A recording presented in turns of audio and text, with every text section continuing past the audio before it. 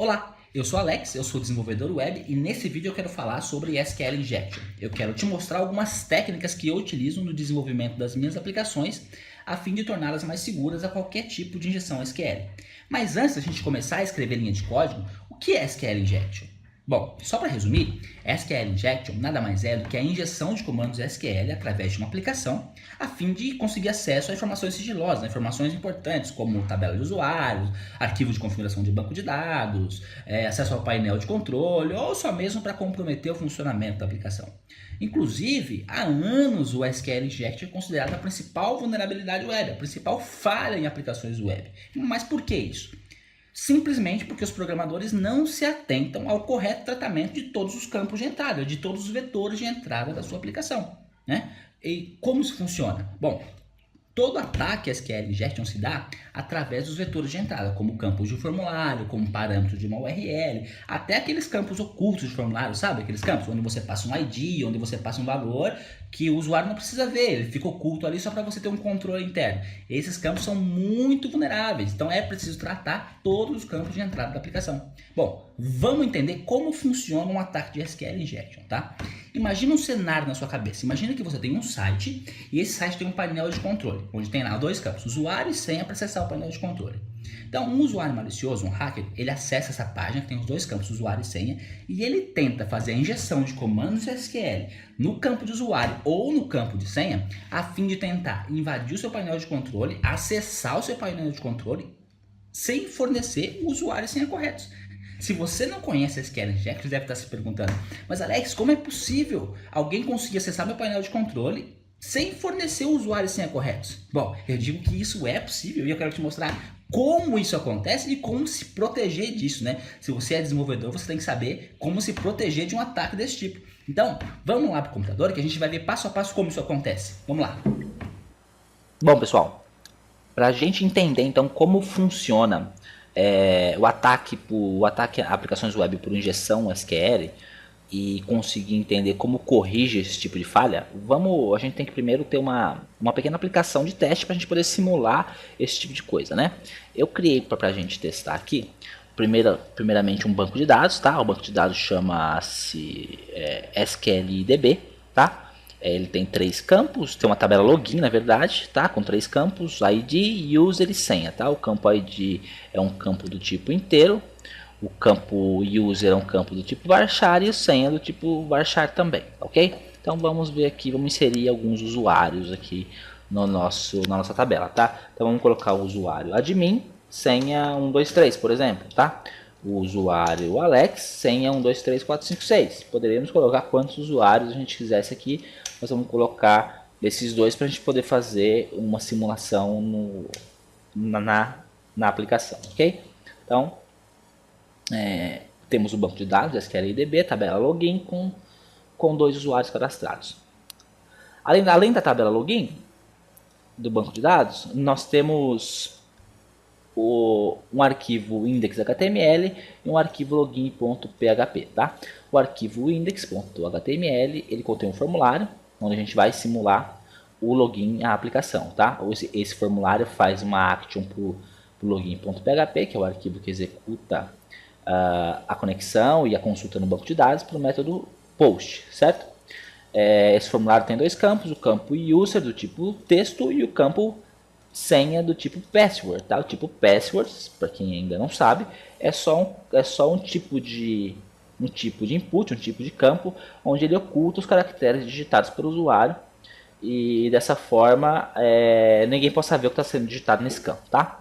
O arquivo login.php é responsável por fazer a conexão do banco de dados e a consulta na tabela. Vamos ver como funciona isso, ó. Eu dividi o arquivo aqui em 4 partes para a gente poder entender como funciona, tá? A primeira parte são os campos recebidos por post, então esse arquivo login recebe o post e user e o post senha e atribui as suas respectivas variáveis, ok?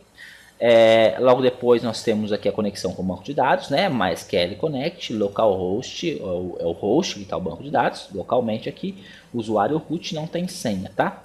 E MySQL Select DB vai selecionar o banco de dados, que nós vimos agora há pouco, chama-se SQLDB, tá? Então, banco de dados selecionado e a conexão realizada. Então vamos fazer a consulta no banco de dados. Select from.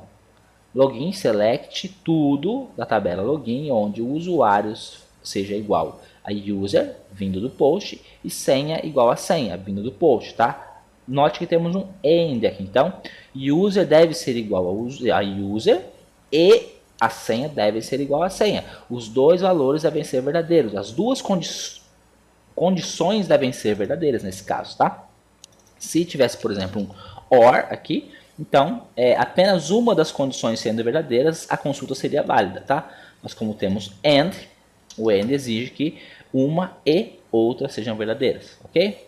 Então, executamos a consulta no banco de dados e a variável result recebe a quantidade de linhas de resposta da nossa consulta, ok?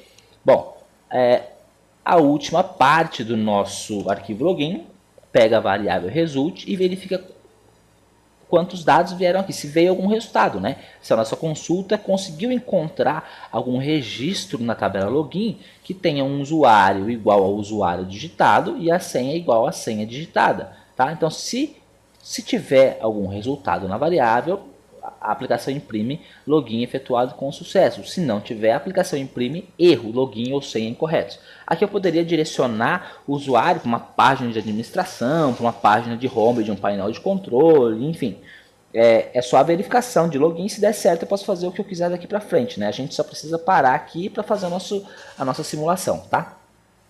Bom, arquivo index login criados e banco de dados pronto. Vamos simular isso direto no browser, tá? Vamos lá.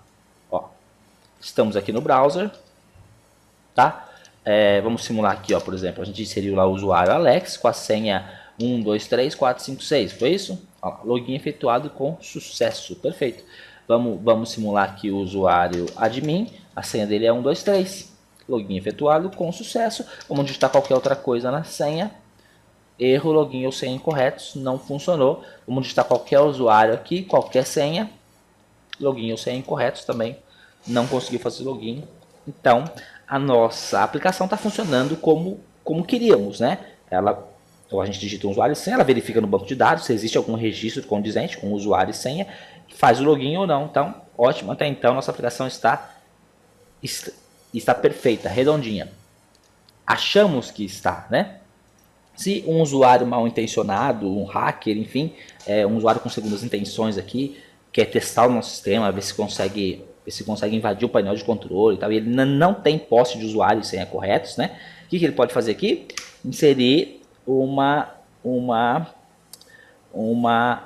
comandos SQL direto no campo para tentar fazer injeção SQL na nossa aplicação. Vamos lá, ó, aspas, por exemplo, né? OR 1 igual a 1, ponto e vírgula, sharp, tá? Vamos tentar fazer o login, vamos ver o que dá. Opa, olha lá, ó. A gente conseguiu fazer o login na aplicação, mesmo sem inserir o usuário e senha correto fazendo injeção SQL, tá? Esse é o exemplo mais básico de injeção SQL que pode ser feito através de formulários. Como funciona isso, né? Como que isso aconteceu? Como que essa injeção SQL é possível? Vamos entender como isso é possível fazendo uma simples alteração aqui no nosso arquivo, ó. Vamos comentar essa linha de result aqui, tá? Só para a gente poder entender o que está acontecendo. Então eu quero, ao invés de imprimir o result, vamos imprimir o que está na nossa variável QRY, né? Carry, a nossa consulta. Vamos imprimir essa consulta depois que ela recebeu o usuário e senha vindos do formulário, tá? Então vamos lá e vamos testar a aplicação de novo. Vamos começar testando por Alex. Vamos enviar, olha lá. Select from login, onde usuário igual, entre aspas, Alex e senha igual branco. Não mandei senha nenhuma. Se eu mando aqui a senha 123, vai.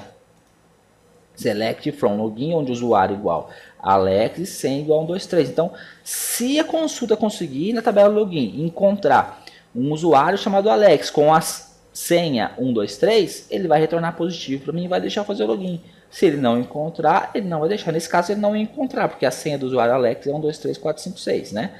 Mas ele vai deixar ou não fazer o login, dependendo se ele encontrar isso no banco de dados, tá?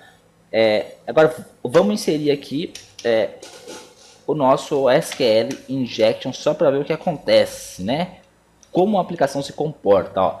Aspas simples, or 1 igual a 1, ponto e vírgula, sharp. Vamos lá, enviar.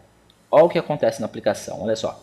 Select from login, onde o usuário igual em branco ou 1 igual a 1. E o resto ele comenta por causa da sharp.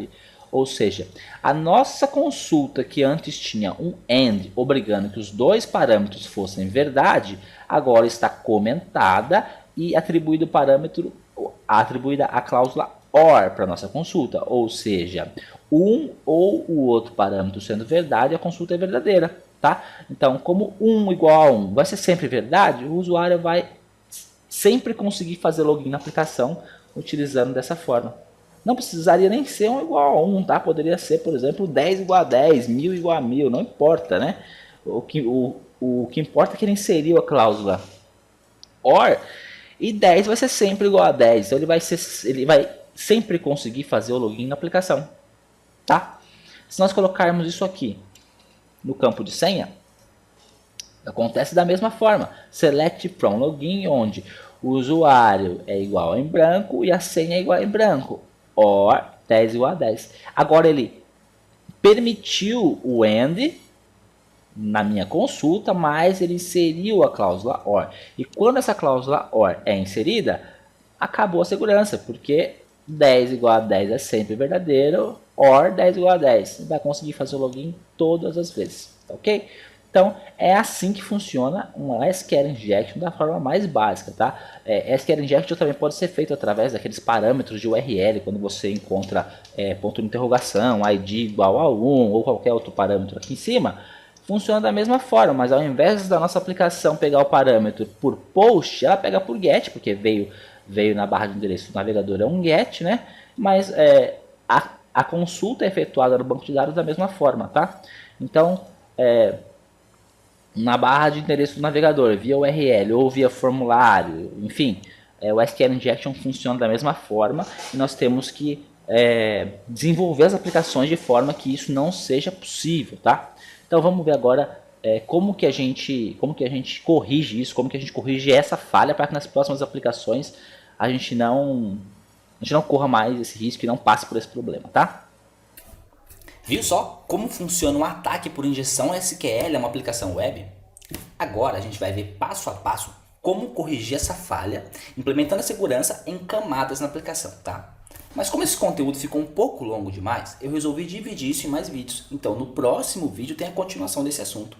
Mas antes de você ir para o próximo vídeo, deixa o seu comentário, diz o que você achou, escreve a sua opinião. Se você tem alguma sugestão para melhorar esse assunto, deixa a sua opinião, eu vou ler com certeza, tá? Clique em curtir se você gostou, se você não gostou, clique em não curtir. O importante é que você deixe a sua opinião. Então vamos para o próximo vídeo, né?